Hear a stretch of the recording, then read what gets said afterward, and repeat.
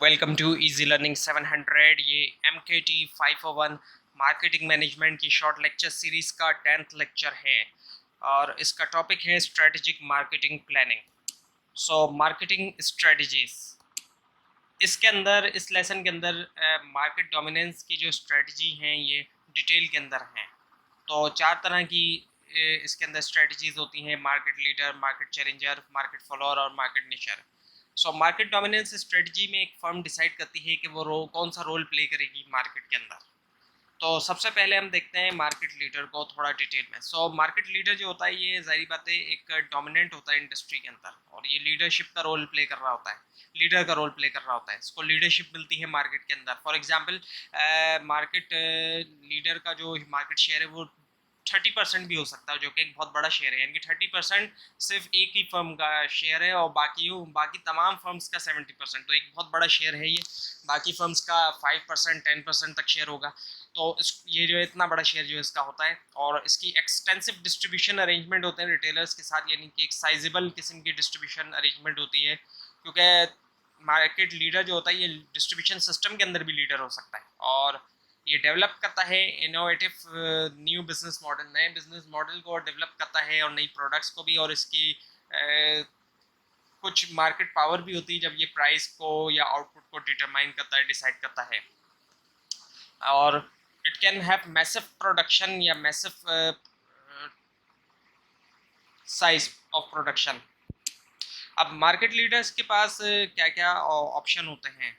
Expand करता है ये टोटल मार्केट, नए प्रोडक्ट्स के नए यूजर्स को ढूंढते हुए and new uses of product तो वही है लेकिन उसका नया इस्तेमाल करने का नया तरीका ढूंढ के इस तरीके से भी मार्केट को एक्सपेंड किया जाता है। या फिर नए new more uses on each occasion use, हर मौके के ऊपर ज़्यादा यूजेज होना, इस्तेमाल होना प्रोडक्ट का।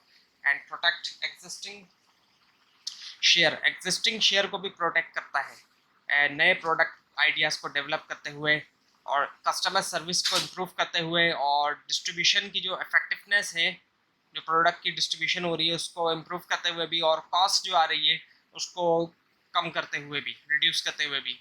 And expand market share, expand भी करता है ये मार्केट शेयर टारगेट करते हुए एक या एक से ज़्यादा कॉम्पिटिटर को और without being notice by government regulators, यानी कि गवर्नमेंट की जो रेगुलेटर्स हैं उनकी नज़रों में आए बगैर, यानी कि उन्होंने नोटिस भी नहीं किया उसके बगैर।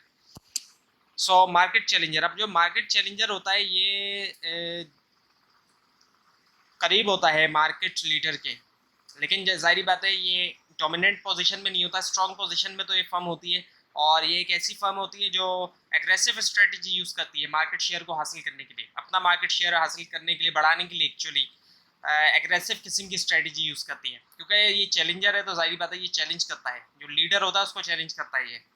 और ऐसा चैलेंज करता है कि कभी कभी मार्केट चैलेंजर ही लीडर बन जाता है। जैसे कि पिछले लेसन में मैंने एग्जांपल दी थी सैमसंग की। सैमसंग किसी दौर में चैलेंजर था, नोकिया लीडर था, तो आज जो है वो सैमसंग लीडर है और नोकिया काफ़ी नीचे है। और टिपिकली टारगेट्स करता है ये इंडस्ट्री लीडर्स को, तो लीडर्स को ही टारगेट ज़्यादातर पे कर रहा होता है। लेकिन कभी कभी ऐसा भी होता है कि स्मॉल और वल्नरेबल किस्म के जो कॉम्पिटिटर्स होते हैं, यानी कि जो छोटे और जो कमज़ोर कॉम्पिटिटर होते हैं इसके मुकाबले में, कभी उनको भी टारगेट कर लेता है। लेकिन इसका जो मेन टारगेट होता है वो हमेशा लीडर होता है, जो इंडस्ट्री के अंदर मार्केट लीडर होता है उसको। और इसके पास जो ऑप्शंस होते हैं मार्केट चैलेंजर्स के पास, वो प्राइस डिस्काउंट का ऑप्शन होता है या प्राइस कट करने का, यानी कमी कर देना। और लाइन एक्सटेंशन का होता है। लाइन एक्सटेंशन से मुराद एग्जिस्टिंग जो प्रोडक्ट लाइन होती है उसको एक्सपेंशन करना, उसको कहा जाता है लाइन एक्सटेंशन।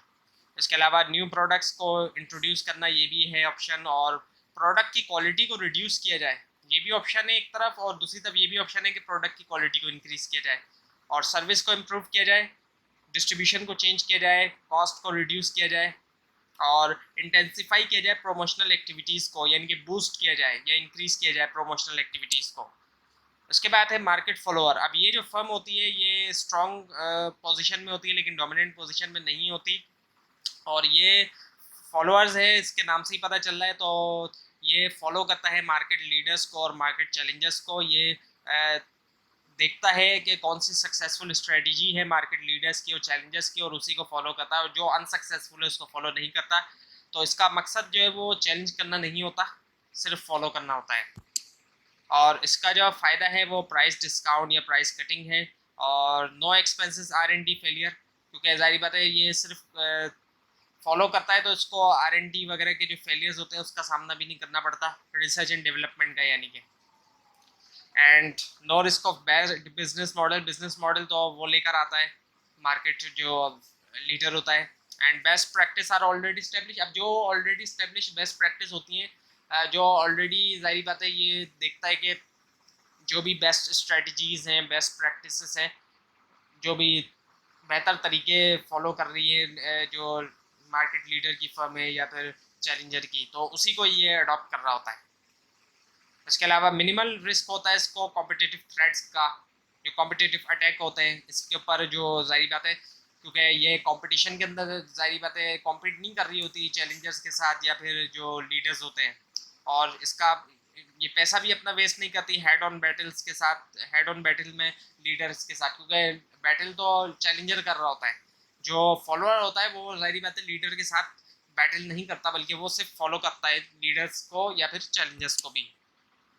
उसके बाद है मार्केट निशर। अब मार्केट निशर जो होते हैं ये वर्क करते हैं एक सिलेक्टिव टारगेट मार्केट पे, इनका फोकस होता है एक पार्टिकुलर एरिया पे, और ये स्पेशलाइज्ड होते हैं उन एरिया के, स्पेशलिस्ट होते हैं ये उस एरिया के। तो ये वो कंपनीज होती हैं जो स्पेसिफिक प्रोडक्ट बनाते हैं या फिर सर्विस प्रोवाइड करते हैं कि स्पेसिफिक खास किस्म के कस्टमर्स के लिए।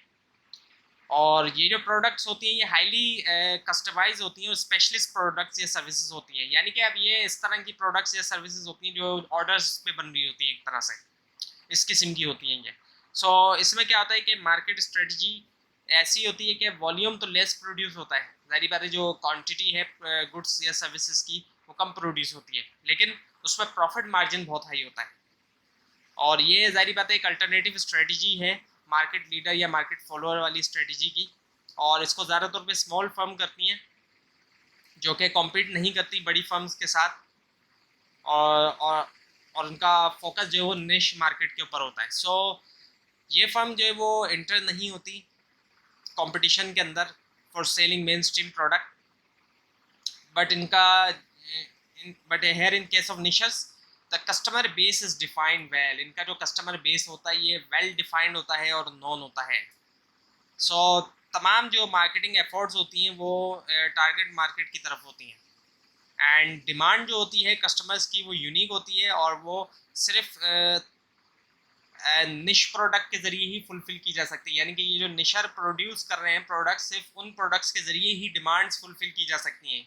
इन्होंने ऐसी प्रोडक्ट्स बनाते हैं ये जो कस्टमर की यूनिक डिमांड्स को वो फुलफ़िल कर रहे होते हैं, और इसी वजह से इनके जो प्राइस होते हैं वो भी सिग्निफिकेंटली हायर चार्ज होते हैं, इनके जो प्राइस होते हैं वो भी इसी वजह से। तो इस वजह से मार्केट निशर का जो प्रॉफिट मार्जिन होता है वो बहुत हाई होता है। अब ये क्वांटिटी तो कम प्रोड्यूस करते हैं लेकिन इनका प्रॉफिट मार्जिन हाई होता है, और यहाँ पे इनके एट्रीब्यूट्स लिखे हुए हैं, ये वही चीज़ लिखी हुई है जो मैंने आपको अभी बताई है। अगर आप चाहें तो इनको अच्छी तरह से रीड कर लें, और आपको रीड करना चाहिए इनको। सो इसके बाद है फिर कॉस्ट लीडरशिप स्ट्रेटजी। अब जो कॉस्ट लीडरशिप है स्ट्रेटजी, इसको सिंपल वर्ड में अगर कहा जाए तो सर्च करना low cost raw material and labour, यानी कि जो रॉ मटेरियल इस्तेमाल हो रहा है और जो लेबर है, जाहिर बात है प्रोडक्शन के अंदर रॉ मटेरियल का भी इस्तेमाल होता है और लेबर्स का भी, तो ऐसा रॉ मटेरियल ढूंढा जाए जिसकी कॉस्ट भी कम आए और लेबर्स को भी ऐसे ढूंढा जाए जिनकी भी कॉस्ट कम हो, यानी कि जो उनको पे किया जाएगा तो कम पे किया जा सके। अब कम पे करने का ये मतलब नहीं है कि उनकी सैलरी कम हो, उसका मतलब ये है कि वो इतने इफेक्टिव हो, इतनी ज़्यादा वो काम कर सकें कि जितना उनको पे किया जा रहा है वो उससे ज़्यादा तेज़ी से वो काम कर सकें, ये है इसका मकसद। कम पे करने का मतलब ये नहीं कि वो कम सैलरी उनको दी जाए। सो कॉस्ट लीडरशिप जो है वो एक ऐसी स्ट्रेटजी है जिसके ज़रिए कंपनीज जो है वो इंक्रीज़ करती हैं अपनी एफिशिएंसी का मतलब ये होता है कि कम इनपुट से ज़्यादा आउटपुट लिया जाए, इनपुट कम हो उससे ज़्यादा आउटपुट लिया जाए, और रिड्यूस करती हैं फर्म्स जो है वो अपनी प्रोडक्शन कॉस्ट, और इसके ज़रिए फर्म जो है वो हासिल करती हैं कॉम्पिटिटिव एडवांटेज, ताकि उनका जो कॉम्पिटिटिव एडवांटेज हासिल करती हैं क्योंकि उनकी जो कॉस्ट ऑफ ऑपरेशन होती है वो लोएस्ट होती है इंडस्ट्री में, वो कम होती है। और ये स्ट्रेटजी स्पेशली बेनिफिशियल है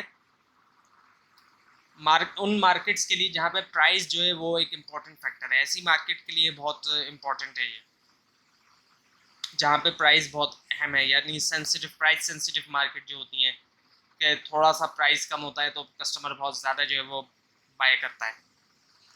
सो प्राइमरी ऑब्जेक्टिव जो होता है फर्म का वो यही होता है कि कॉस्ट लीडरशिप जो है वो अटेंड किया जाए, उसको हासिल किया जाए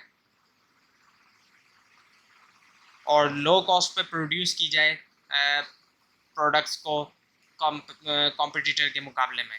और ये इस तरीके से हासिल किया जा सकता है कि या तो लार्ज स्केल के ऊपर प्रोडक्शन की जाए जिसके ज़रिए इकोनॉमीज ऑफ स्केल को हासिल किया जा सके, यानी कि बड़े पैमाने पे काम किया जाएगा तो उससे भी कॉस्ट के अंदर कमी आती है, जितनी ज़्यादा बड़े पैमाने पे प्रोडक्शन होगी उतनी जो है वो कॉस्ट में कमी आएगी। एक तो ये तरीका है, और दूसरा तरीका ये भी है कि जो प्रोडक्शन प्रोसेस है उसको इनोवेट किया जाए।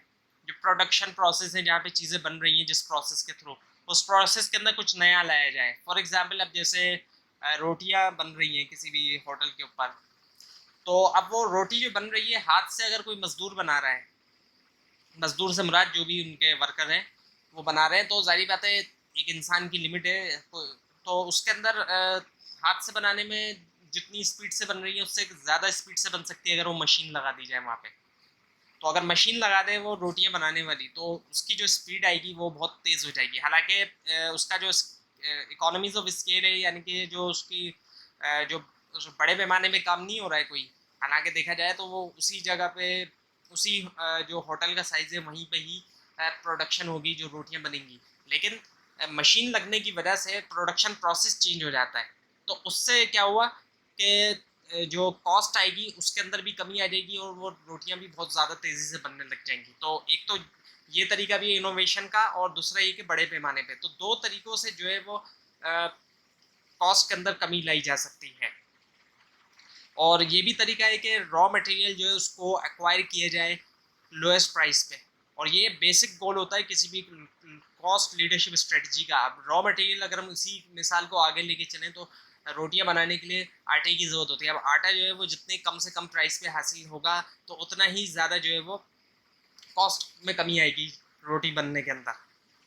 और इसके अलावा एक एडिशनल रिक्वायरमेंट ये भी है कि क्वालिटी लेबर हो। अब अगर मशीन नहीं भी लगाई जा रही है तो जो लेबर है, जो वर्कर है, वो क्वालिटी हो उसके अंदर, यानी अब वो तेज़ी से काम करने वाला हो। ये भी है एक तरीका, क्योंकि अगर वर्कर तेज़ी से काम करने वाला है, अब जहाँ पर 3 लोगों को लगाया जा रहा है वहीं पे 2 लोगों को भी लगाया जा सकता है। अगर वर्कर जो है वो ज़्यादा इफेक्टिव है तो 3 लोगों का काम 2 लोग भी कर सकते हैं, ऐसा भी हो सकता है। तो क्वालिटी वर्कर भी बहुत ज़रूरी है, क्वालिटी लेबर का होना भी ज़रूरी है, क्योंकि क्वालिटी लेबर होगा तो वो रॉ मटेरियल को जो है वो कन्वर्ट करेगा ज़्यादा अच्छे तरीके से वैल्यूएबल गुड्स के अंदर, और फिर क्वालिटी वाला लेबर होगा तो वो अच्छे तरीके से भी बनाएगा। जो रोटियां बना रहा है एक, अगर क्वालिटी लेबर नहीं है तो वो रोटियां इतने अच्छे तरीके से नहीं बना पाएगा जितना एक क्वालिटी लेबर बना पाएगा। तो ये भी एक चीज़ है। तो इस तरीके से जो है कॉस्ट लीडरशिप जो है वो हासिल की जाती है। और इसके फ़ायदे क्या हैं? इसके कई सारे फ़ायदे हैं। मार्केट साइज़ जो है वो इंक्रीज़ होता है, बिज़नेस सस्टेनेबिलिटी में इज़ाफ़ा होता है, प्रॉफिट मार्जिन के अंदर इज़ाफ़ा होता है, कंपटीशन के अंदर कमी आती है। कॉस्ट जो है वो कॉस्ट एडवांटेज मिलता है क्योंकि कॉस्ट के अंदर कमी आती है। And capacity to increase absorb increase price, अगर प्राइस इंक्रीज होता है तो उसको एब्जॉर्ब करने की कैपेसिटी होती है। प्राइस के अंदर रिडक्शन भी किया जाता है, जाहिर बात है जब कॉस्ट में कमी आएगी तो प्राइस को भी रिडक्शन किया जाएगा, और जब प्राइस रिड्यूस करने के बावजूद प्रॉफिट लेवल वही रहेगा जो बाकी फर्म्स को हो रहा है, क्योंकि जो प्रोडक्शन कॉस्ट है वो कम है इस वजह से। एंड जब कम प्राइस चार्ज होंगे तो उससे ये भी फ़ायदा होता है कि एंट्री बैरियर भी बन जाता है, वो बाकी फर्म्स के लिए बैरियर भी बन जाता है, और थ्रेट्स के अंदर भी जो है वो कमी आती है। तो ये था आज का लेसन। आपको अगर कोई क्वेश्चन है इस लेसन के बारे में तो आप नीचे कमेंट कीजिए, और इस पूरी सीरीज़ को देखने के लिए इस चैनल को सब्सक्राइब कीजिए। और अगर आप ये स्लाइड हासिल करना चाहते हैं तो नीचे डिस्क्रिप्शन बॉक्स में दिए गए लिंक से हासिल कर सकते हैं, लेकिन अगर आपको लिंक ना मिले उसके लिए आप नीचे कमेंट कीजिए। Thanks for watching this video.